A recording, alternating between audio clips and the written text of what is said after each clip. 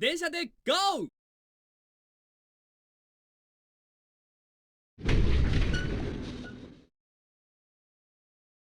Densha de GO 2 hit arcades in the spring of 1998, and it was everything that rail fans and newly converted train gamers had hoped for. More trains, more routes, and, biggest of all, bullet trains, something that rail fans had been clamouring for as soon as they had played the original. Labelled as Densha de GO 2 Kosoku Hen or Let's Go by Train High Speed Edition in the arcade, Densha de GO 2 was leaning into the world of high speed rail, and the recently introduced E3 series Shinkansen was the driving force for Taito's marketing. Densha de GO's surprise success had created something of a fever in rail fans and the arcade going public. Queues formed in arcades with people waiting to drive their daily commutes. Young people already enamoured with trains through toys, TVs, and because trains are inherently awesome, could play the driver. The home version on the PlayStation became a million seller, the controller sold out, and ephemera began to appear in toy shops and arcade prize machines. Japan was more than ready for a sequel, and the release of DenGo 2 signalled the start of peak DenGo mania. A home conversion was an absolute certainty. Hopes were very high in the run-up to release.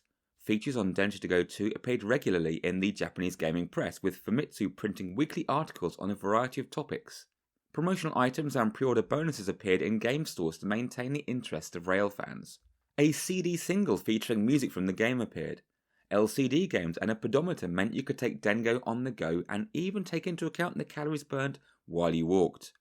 There was even a tie-in with the Akita Komachi train and the Akita Komachi brand of rice, where buyers of the game received a scratch card with a chance of winning a 5kg bag of rice. A new controller was announced to be available at launch, as well as a bundle of Densha de GO 2 and the original Mascom controller. With the PlayStation version leading the way, excitement was building on the other platforms, with variants of Densha de GO 2 announced for Nintendo 64, WonderSwan, Neo Geo Pocket Color, and Dreamcast. Home version exclusive lines were promised, the Osaka Loop and Kagoshima lines, giving a reason for seasoned arcade players to pick up the port. It was full steam ahead for Taito.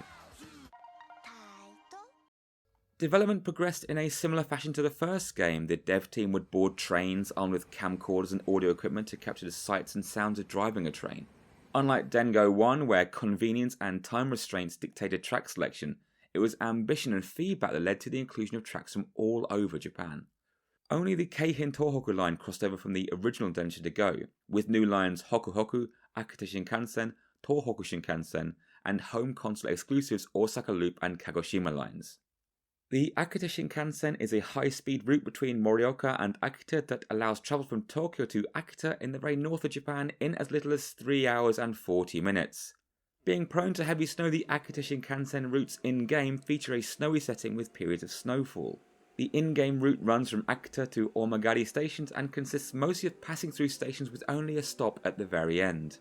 The Hoku Hoku line in-game runs from Naoetsu to Muikamachi, and unlike other routes featured in the game, it's not part of JR Rail and is operated by Hokuetsu Express.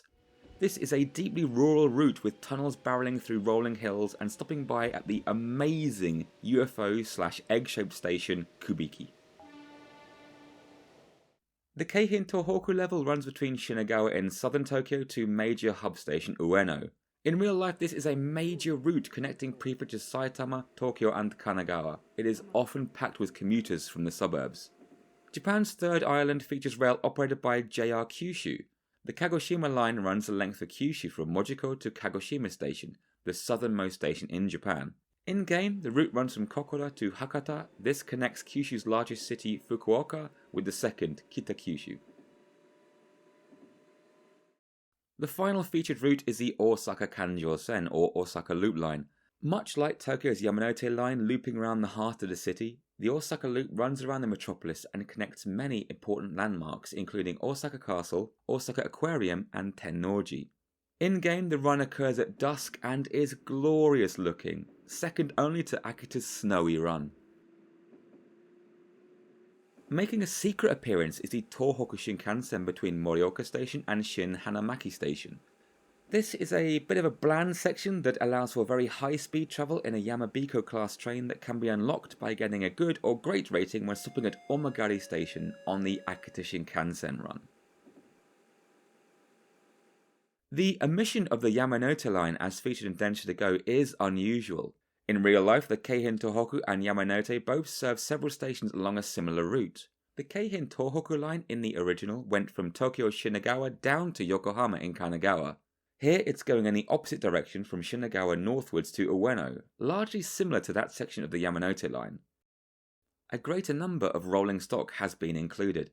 Alongside the fan favourite E3 series Komachi Shinkansen, there are the HK100 series, a local train on the Hoku Hoku line in Niigata Prefecture that's still in use today, the 103 series that was in service from 1963 to 1997 on the Osaka Loop line, the 209 series running the Keihin Tohoku line entered service in 1993.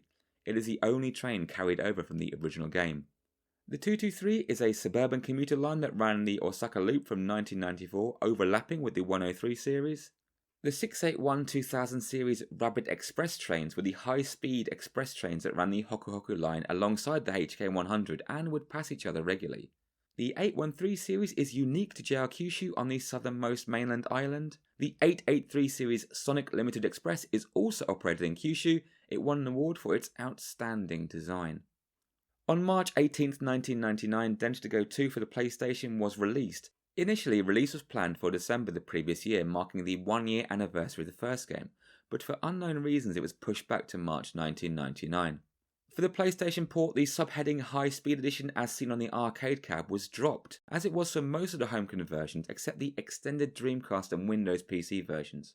The reasons for the omission aren't clear. It's possible that the inclusion of regular commuter trains on the console exclusive tracks would look out of place in a high-speed compilation. The subheading may also have been used in the arcade to generate interest and to differentiate from the earlier game, and the home conversions featuring E3 Shinkansen on the front cover reminded users that it was high speed anyway, and thus was redundant. While the core mechanics from Densha de GO were left largely unchanged, there were a few new additions. Now a scheduled station pass-through system was implemented which allowed the player to score additional waiting time by passing through non-stop stations at the scheduled time. Similarly, the previously mentioned opportunity to drive the Akita Komachi, a first for this series, was added to the game and featured heavily in the game's promotion. The cover to the game featured a head-on shot of the relatively new E3 series Komachi or a side-on view for the bundle version. Managing a high-speed train and its extended acceleration and deceleration times added a new twist to the DenGo formula. Improved collections of photos and film clips also appear alongside the ability to view 3D models of trains featured in the game. These were unlocked by completing no continue runs and performing well in the bonus game. Unfortunately, this time around there are no demos of other Taito games. The gameplay in the sequel was an improvement on the original in every respect. More trains, more tracks, more detail, more authenticity, and more challenge. Densha de GO 2 manages to be even more exacting than its predecessor. There is now an additional metric to measure successful train driving. Densha de GO gave you a final evaluation based on adhering to speed limits, braking, arrival time, and distance to the stopping point. Densha de GO 2 incorporates safety. Brake too harshly or change the degree of brake pressure too often, you'll lose points. Enter a station at high speed, you'll lose points. It's all a bit vague, and this is nearly always where you'll score the lowest in your evaluation. The notice period for sudden speed limit changes has also decreased. This is a major point of contention wherein by the time you've been notified of a sudden speed limit change, you've already blasted past and lost an enormous chunk of your waiting time as a penalty. This is particularly pronounced in the bullet train routes where you assume the goal is to blast along at top speed, but in doing so you'll game over shortly after passing through the first station. It's definitely a more punishing game. The original Densha de GO was criticised by arcade owners for having a playtime that was simply too long. The arcade ideal is to let players play a while before increasing the difficulty and causing them to fail. A single session at Densha de GO could last from 10 to 20 minutes with minimal financial investment from the player. The speed changes, warning, and station pass-through systems here are designed to reduce the amount of playtime available on one credit. There's no more coasting to the station and slamming on full brakes. You genuinely have to be paying attention to the section between departure and arrival. Adverse weather conditions also make another appearance, requiring a significant increase in the stopping distance, but it feels a lot more measured than in the first game. To this end, Densha de GO 2 requires an even deeper knowledge of the routes being driven. The tracks all feature multiple points where slowing down and speeding up are enforced, changing weather conditions, and emergencies all serve to test the limits of the player. No continue runs are now fairly tricky. You cannot develop a formula like you could in the first game. All the trains do feel distinct. This probably explains why there are 4 strategy guides available split between the arcade and PlayStation versions, as well as regular walkthroughs and guides appearing in Japanese gaming mags.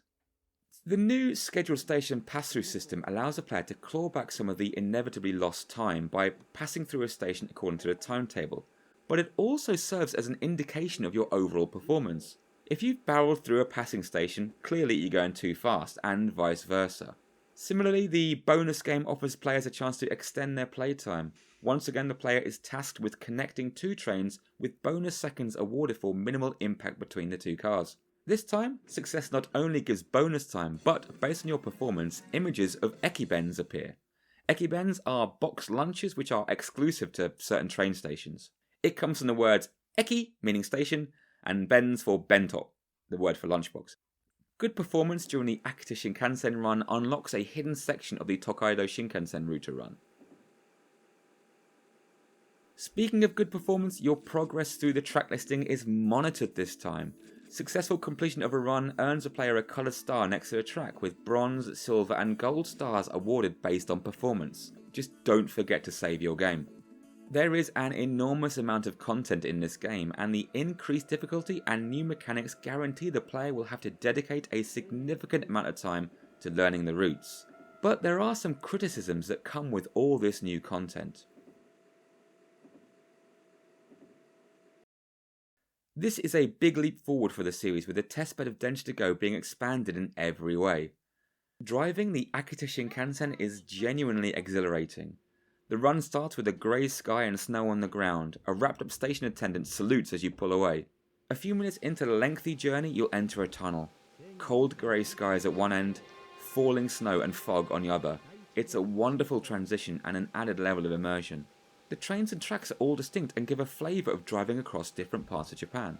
I love the inclusion of an early evening drive in Osaka. It's around 4:30 and the sun is already setting, meaning this is a crisp winter's evening just before rush hour begins. It's also a really balanced run and just screams fun. Enjoy rolling around Japan's second city and take in the sights. Musically, the game retains the lack of any background music while you drive, but more attention has been given to the sounds of the engine and the rhythmic clacking of the tracks. Hasha melodies, the jingles that play in a station just before the train closes its doors to depart, are here in their original incantations.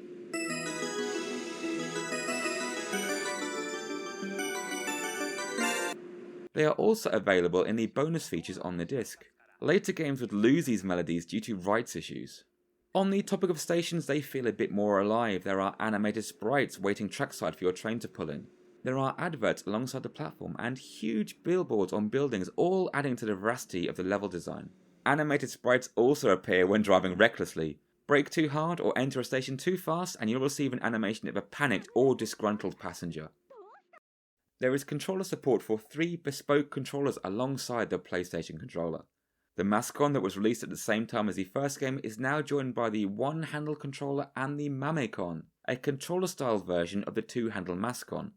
Videos are coming soon. While there are so many good points to the game, there is one glaring negative. This is definitely still an arcade game, and you having fun is a distant second to the main objective: get players pumping in the 100 yen coins. Sometimes the game can feel uncaring and occasionally malicious. Do well at your peril. Arrive at the station perfectly? Well, you must have been speeding. Enjoy torrential rain on the next section. Alternatively, the game may feel you're doing a little too well and you've accumulated too much waiting time. Dropping your speed to 45 km an hour for a hearty length of track will soon see to that. This is particularly evident on the Hoku Hoku line driving the HK100, which took me longer to beat than all the other lines put together. I have no idea why. I'm sure your mileage may vary, but I had a heck of a time with this one. I reckon this is probably the hardest game in the series. Later games would add a navigator that allowed you to see speed changes before they happened, allowing you to manage your speed more accordingly. Densha de GO 2 though? Best grab a notebook and a pen and write down where these changes are. Rote memory is required here, with different sections of tracks having different and often unannounced speed limits and other considerations. Once again, Techan is here with a tutorial stage, but with all 8 trains handling differently, it's a very shallow guide to playing the game. Also, I have to mention the lack of a Yamanator line. This is very strange indeed. It's akin to FIFA Soccer just scrubbing Italy off the World Cup teams, or a Street Fighter game without Ryu. But the game is worth the price of entry for the Akita Shinkansen and Osaka routes alone. It's amazing the difference a colour change to the background or a snowy overlay can make. It's such a nice break from the usual scenery. Also, while we're here, let's take a look to compare the snow on the Sega Saturn port of Densha de GO and the PlayStation's Densha de GO 2. Cripes, it's like it's raining asterisks. The added value in encouraging the player to do well to unlock photos, movies and 3D models of trains is commendable. There's a real feeling of achievement in unlocking all these things and seeing all the different trains and ekibens. Also, bonus points for including a Densha de GO 2 arcade cabinet in the back of a pickup truck on the Hoku Hoku line. It's a nice touch. It's a great game let down by some unfair challenges and vague success criteria. But it's very clearly a step in the right direction, and DenGo 2's successors will follow suit with yet more improvements. Densha de GO 2 brought in the peak of DenGo mania and sold over 500,000 copies on the PlayStation. It was ported to a handful of other systems, and after this, that would not happen again. From here, it was a gradual decline with the PlayStation as a sole hardware platform until 2004's Densha de GO Final, where Densha de GO reaches terminus, kind of. Oh yeah, and some PC games, I don't count them.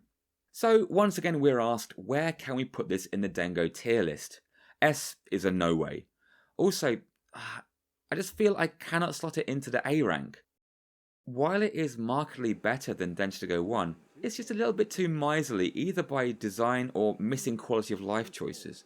It's a game that relies wholeheartedly on memorization of the tracks, and memorizing the speeds between the 7 stations on the Akita Shinkansen is a real challenge. The easier tracks are more fun with the Osaka Loop and Keihin Tohoku routes being pleasantly balanced, but it's disingenuous to state this is on par with Densha de GO 1. What a pickle. Well, I guess I'll just pop it next to Densha de GO 1. There's more fun to be had in 1 due to its simplicity, but the wealth of additional content in the sequel mitigates its occasionally joyless nature. Agree with me? Am I being too harsh? Let me know in the comments. That'll do us for now. Join us next time for a jaunt onto Nintendo 64-bit beast with Densha de GO 64. See you at the next station.